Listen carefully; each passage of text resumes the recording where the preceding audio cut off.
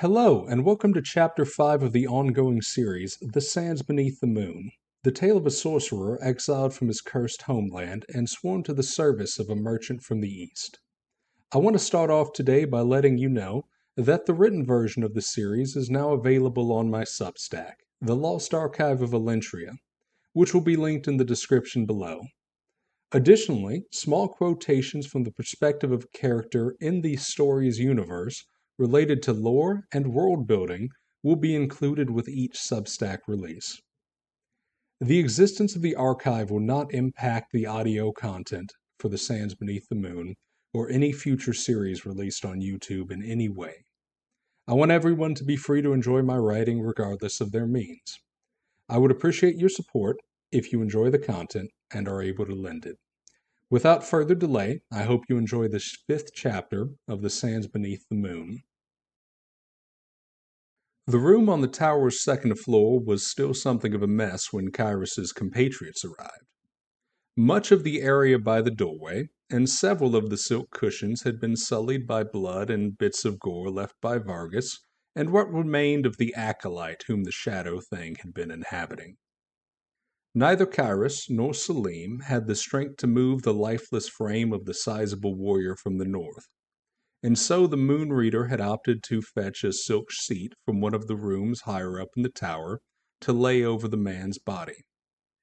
Aside from the more visceral components of the mess, one of the low wooden tables had been shattered in the fighting, and at least one cushion had been torn. It was due to this state of disarray that Selim had chosen to descend to the tower's first floor for his impending meeting with the leaders of the foreign caravan, where he had found the guard who usually watched over his tower regaining consciousness upon the floor. Selim, who had quite enough problems on his hands without needing to explain the situation to a man with a half-addled brain, did not entertain questions from the disoriented guard, but immediately ordered that he be off, and thrust a somewhat excessive quantity of coins into his hand for a night at the nearest of the city's taverns. The ultimate result of the mess upstairs was that Nanhei and Sung were seated in hastily arranged and relatively uncomfortable wooden chairs, as Scarson and 6 other northern warriors stood behind them, crowding the tower's bare reception area and congesting its entrance. Kyrus stood by the stairway to the second floor and watched the Moon Reader intently, as the latter took a seat across from the vast merchant and his more reasonably proportioned sister. A pair of Scarson's warriors had evidently been left behind at the inn where the members of the caravan had taken up temporary residence to watch the caravan's merchandise and, of course, to keep an eye on the slaves themselves. "One of you can start by telling us where Vargas is. Was he not here to watch after you, witch?" It was not Nanhei, or Sung, or the Moon Reader who had spoken first after the customary and meaningless greetings exchanged by the merchants of Tythal and the holy scholar of Varsha. Scarson's voice was calm and controlled, yet possessed a dangerous edge. His stance was tense, and he seemed ready to lash out at a moment's notice against anyone who would challenge his command of the room. Even the mercenaries' own employers seemed to have been rendered quiet and nervous by the Northman's manner, though his eyes, which blazed like blue fire, were fixed squarely on Kyrus and Selim. Up until the point of Scarson's speaking, the sorcerer had been the only one to notice that he had positioned his men to block the door after everyone had entered. Kyrus couldn't help but shake his head slightly when he saw Selim shift anxiously in his seat, as the Moon Reader finally noticed the primary means of escaping the room, in the event that he roused the Northman's ire, had been rendered inaccessible. Of concern to the warlock was that the warrior from Akal was gripping the gnarled staff he had been forced to leave at the inn that morning, a reminder that he remained unarmed. Nonetheless, when Kyrus spoke to answer the warrior's demand after Selim failed to do so, he seemed undaunted. "All 3 of us walked into a trap. This Moon Reader's assistant was not who he pretended to be, and what appeared to be a religious acolyte was a beast wearing the flesh of a man who would have surely killed our new acquaintance and framed us for his murder. We overcame and slayed the foe, though, regrettably, Vargas died fighting in the process. The sorcerer did not flinch under Scarson's furious gaze as he told a version of events that was not entirely true. What remained of the creature that had killed the most veteran of Scarson's men was currently residing in a small crystal bottle, tucked into the warlock's robe pocket near his chest. But he was worried that if he told Scarson the truth, the warrior would act rashly and seek to destroy it. Kyrus, on the other hand, had far more productive ideas on what to do with the essence of such a rare creature. Scarson did not appear particularly shocked by the revelation, though his jaw clenched tightly and his left hand clutched the sinister staff more firmly. The chief of the band of Northmen was not surprised to learn that Vargas, who was nearing the end of his years as a warrior in one way or another, had perished when confronted by a beast created with dark sorcery. He was, however, livid that the only one to fight alongside Vargas at his end was the witch who now stood before him to testify of his bravery, instead of one of his brothers in arms. Still, even Scarson had to realize that, strictly speaking, it was not the sorcerer's fault. Thus, instead of snapping the staff in his hands and driving the sharp broken ends into the spellcaster's gut, the Northman grimaced at the blasphemous implement and tossed it to its owner. "You have my thanks for standing alongside him at his end. Cursed as you are and cursed as you remain, it is good he did not die alone, save for a coward." As Kyrus caught his staff and failed to stifle a grin at the weapon's return to his hands, Scarson's eyes, now full of disdain, shifted their gaze towards the stunned-looking Selim, who had not found the courage to speak when questioned by the warrior. In their chairs, Sung and Nan-He seemed equal parts relieved that Scarson no longer looked as though he was getting ready to rip someone limb from limb, and concerned that one of Thel-Lasama's agents had evidently struck at them inside the city, which they had assumed to be far safer than the desert. "Has the city guard been notified of the attack? Surely it cannot be commonplace for such a creature to avoid detection within the walls of a city as well protected as this one. Even with sorcery on his side, there must be limits to his reach, and—" Sung began to speak on matters he knew precious little about with all the authority in his voice of a man who was, in many subjects, such as commerce, an expert. His babbling was quickly cut off, however, when the moon reader Selim regained his composure. "I fear that his reach is less limited than one would imagine. You see, as I was explaining to your most unusual companion earlier," Selim paused briefly to gesture at Kyrus, who, now that he was reunited with his instrument of magic, held his dark staff protectively. After a slight grimace, the moon reader continued. "I have been following the life of Thel-Lasama ever since he was born in this very city, under uniquely ill-omened skies. Even when he was a young lad, the boy was troubled. He was never interested in hearing the messages sent by our esteemed goddess in the skies, and our holy festivals were just days where easy marks for the little urchin to rob gathered in great numbers. I tried to reach the boy from time to time, tried to set him on the righteous path, but he would never hear of it. As he grew older, his crimes, too, grew more serious and violent in nature. Nearly 36 years ago, he fled the city after murdering a young woman in a most disturbing ritual. I suspect this was one of his first forays into arts truly profane to our beloved Varsha. But I had hoped that he would have perished in the harsh desert." Selim paused for a moment and took a deep breath before continuing. "For a time I dared hope that the wicked young man had indeed met his end, until 10 years ago, when a green light streaked across the heavens as on the night of his birth, and where it landed, that tower appeared in what had previously been a barren field of sand. Thel-Lasama made his presence known to us through his dealings with the occasional passing merchant, and curious travelers who visited his tower and were lucky enough to return. Very few of us remembered the young murderer who fled the city over 2 decades prior, and even among those of us who did, no one save for I entertained the possibility that the malicious little urchin had grown into a dark sorcerer of such terrible power. But I heed the signs of the heavens, and I noticed the gradual disappearances of pious folk which began slightly after his return. I took my concerns to our emir, who, in his youthful arrogance, disregarded them, insisting our city was entirely secure. Only in these last few months, after the public murder of a lesser noble in the streets by a dark beast resembling a spider, that rampaged through the markets for half an hour before being overwhelmed and slain by our soldiers, has our emir heeded wisdom.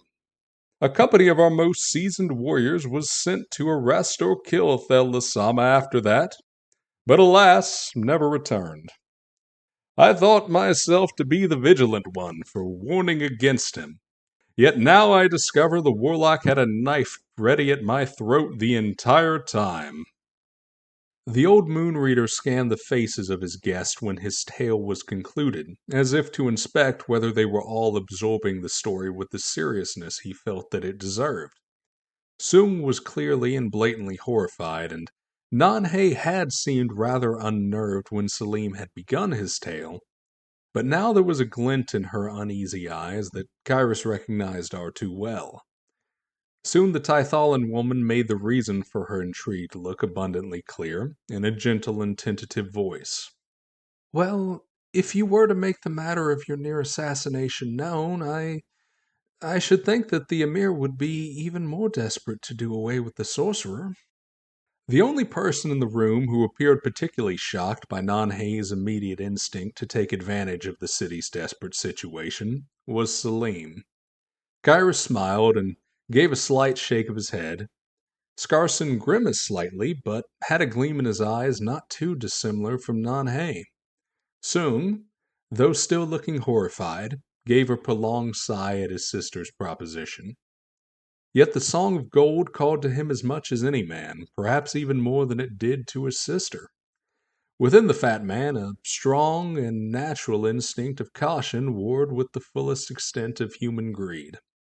He opened his mouth a few times to speak over the next several seconds until, finally, avarice proved the victor.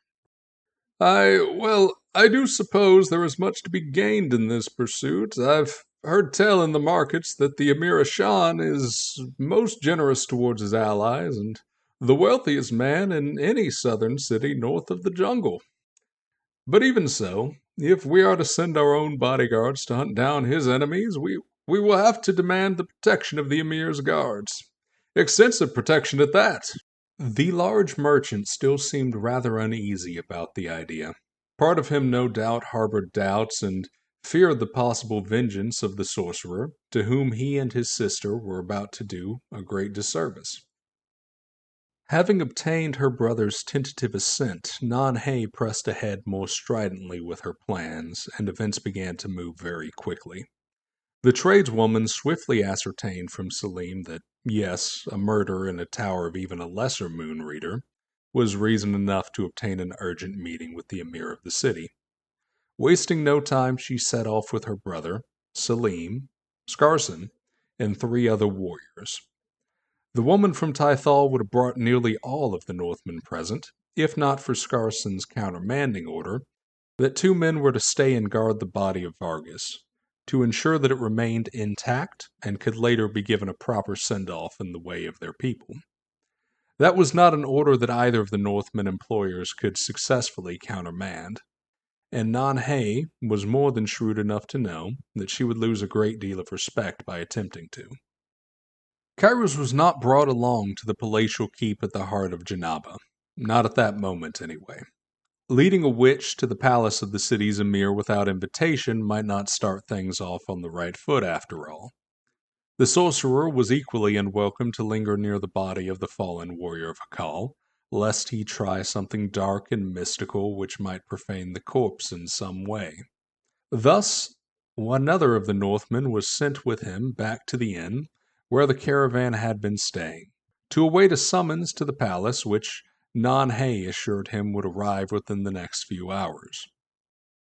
The foreigners and the moon reader departed the tower beneath the light of a half moon, with two groups splitting into two different directions through the nearly empty streets, lit only by the occasional braziers and otherwise shrouded in a layer of darkness, which made the merchants and the moon reader uneasy.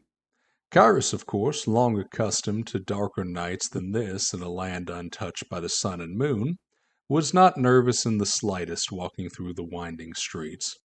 Between the bodyguard traveling with him, whose name the warlock did not know, and the staff now clutched firmly in his left hand, he felt more at home than he had all day. "Raise a toast to Vargas for me. I have a bit of work to get done before I am called upon again," were Cyrus's first words to his companion upon reaching the inn. He had voiced the sentiment in as respectful a manner as he could. Regardless of the warlock's intent, the notion still elicited a scowl from the relatively young warrior. "For one such as you to honor him is a slight against his name. He would not thank you for it." The Northman swore, and though young, the eyes that attempted to stare Cyrus down were the eyes of a killer many times over. The warlock, of course, did not so much as blink. If he had not given way the many times Scarson had glowered at him, the glare of this less experienced slayer was not going to perturb him in the slightest. "Nevertheless, he has earned my gratitude, and I have no time to spare for you." With that dismissive statement, the sorcerer retired to his quarters to set his own plans in motion. Cyrus's room, uniquely among the caravan, was completely private. Even the siblings who employed them kept a slave close at hand to attend to their needs. But of course, no one would have felt comfortable sharing a room with the twisted and gangly Elentrian. That suited Cyrus just fine.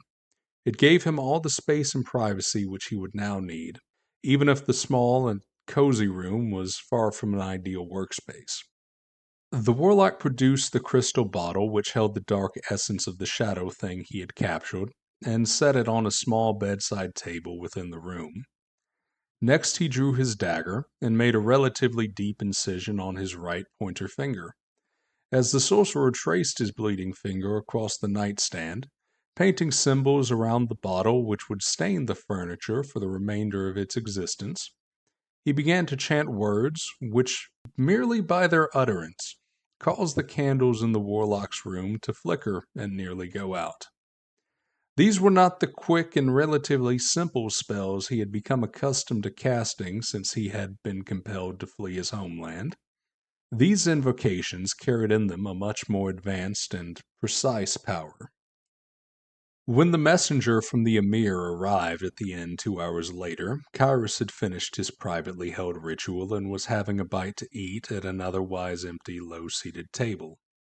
Without calling upon the young warrior for call, and now drinking by the distant bar with a pair of his fellows who had stayed behind to guard the merchandise earlier, the sorcerer departed with the Emir's servant towards the palace at the center of Jannaba. Cyrus suspected that he would have been ordered not to carry his staff to this meeting with him had the merchants of Tythal been there. Yet, after how close he had come to disaster earlier, he was not willing to relinquish his best weapon again. Thus the sorcerer followed the messenger through the gloom-covered streets with the profane rod gripped firmly in his dominant hand at his left, heedful of every sound that rang through the otherwise still night and shrouded alleyways, yet far from unnerved by them. The location in question was, of course, like much of Jannaba, a splendid example of human architecture, yet to a much greater degree. The palatial keep was a vast domed structure as white as ivory and surrounded by 4 of the city's grandest towers. The spires were placed equidistant from the keep and from each other, forming a sort of ring around the palace, which was itself vast enough to be seen from over the city's walls, yet still far shorter than the spires around it. The polished blue stone of the towers was painted dark by the shroud of night, and now contrasted splendidly with the magnificent marble of the keep at the center. To see these structures up close gave Cyrus pause, as few other things could. Like the moon reader, Selim had not been able to comprehend the horror of the shadow things several hours ago, and had stood frozen before such a terrible creation. So too was Cyrus stunned by the majesty of what he now saw. He had first glimpsed these great constructs when the caravan had been approaching Genava, and had witnessed them from a distance several times since. But now at night, and up close, they were as columns crafted from the pure essence of the night sky. The diamonds, which encrusted the towers, twinkled in the light of the moon, a facsimile of the stars above, and their azure color had turned as black as the void. In between these pillars of night, the dome of the White Palace could only bring to mind a second moon. When Cyrus's mind had previously compared the city to the layers possessed by the greatest of the Witch Kings, he had been mistaken. Even those mighty and foreboding structures now seemed somehow pitiful. The speechless sorcerer was met by a procession of 10 guards upon his arrival, all of whom eyed him with great unease, yet escorted him through the halls of the palace without complaint. Cyrus, still reeling from what he was witnessing, followed the soldiers with hardly a word exchanged between them. Even filled with the most expensive decor the sorcerer had yet seen, with a preference for silver engravings, blue silk, and carved obsidian, accompanied by works of art created by the masters of chisel and brush, the interior of the estate could not do justice to the striking sight of its architecture. The scene inside was breathtaking in its own right, and while it lacked the almost physical impact upon Cyrus which the exterior had, the fact that such a location could exist in this world remained difficult for the warlock to conceive. Cyrus was led by the escort of soldiers through spectacular hallways to an opulently furnished room.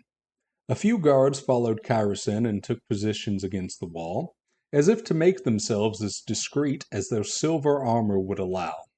A handsome brown-skinned man, younger than middle-aged and clad in black silk robes, rested upon a divan with casual ease. In one hand the man held a golden chalice of wine to be filled by a good-looking lighter-skinned woman, holding a pitcher ready for just the occasion. Gold was a color which held a predominance in this lounging area, and set it apart from the rest of the palace. The man's empty hand motioned for Cyrus to have a seat in a well-cushioned and comfortable-looking chair as he spoke. "Have a seat, sorcerer. I am Amir Shan. It is not often that such a guest as you is so privileged as to visit my home. But I understand I have you in part to thank for saving the life of one of our city's least remarkable moon readers." This then was the city's ruler. He was not behaving as the sorcerer had anticipated. While Cyrus expected to hear suspicion in his tone or glimpse of revulsion in his eyes, there was only amusement and curiosity. More than that, Cyrus noted that this meeting was unusually private. The room was empty, save for himself, the emir, a handful of serving girls, and a scant few guards. This could only mean that Nan-Hay and the others had been dismissed from the room before Cyrus had arrived. But the purpose the emir had for wanting to speak with the warlock in relative seclusion Cyrus could not discern. Regardless, the sorcerer took the seat offered to him with little in the way of hesitation. "I played a role in that, but I am surprised that warranted such a private audience." The warlock chose his words carefully. This man's lack of discomfort in his presence reminded him of Nan-Hay. If Ashan's mind was half as crafty as the witch man's employer, it was best that Cyrus approach this meeting with a healthy degree of wariness. The high noble of Genava was used to veiled words, having been raised among a court of political vipers, and picked up on the sorcerer's skepticism immediately. He chuckled and took a long sip of his wine before he replied. "Yes, well, I am certain you have noticed we care greatly for our holy men in the south. I must admit, however, that this meeting has far more to do with your future exploits than your adventure this morning. You were invited here because the proposal I was presented by your masters relies on you a great deal." The emir straightened his relaxed posture and leaned forward. He took another brief drink of his wine as he looked the misshapen sorcerer in his dark eyes. He wanted to gain the measure of this foreign dog, without the whispers of others clouding his judgment, before deciding whether to place a bet on him, so to speak. The warlock, in turn, could not suppress a scowl, hearing the Tytholans referred to as his masters. "They say that your people practice the foulest arts, without restraint or remorse, and that you are so wicked that the gods have cursed you all with the form I now see before me. How can I trust an Elentrian, a sorcerer at that, to eliminate Thelasama, a heretic who you have far more in common with than I?" The Emir Shan still wore a charming grin, and possessed little hostility in his eyes or tone. Though the question itself was antagonistic, the Shan looked supremely unconcerned as he spoke, as if he were playing some sort of game rather than asking a serious question. What was worse was that it was a question Kyrus had to think on for several moments to form a convincing answer. "Have you not already sent many of your best warriors to their deaths in an attempt to be rid of this sorcerer of yours?" Kyrus's question was a rhetorical one.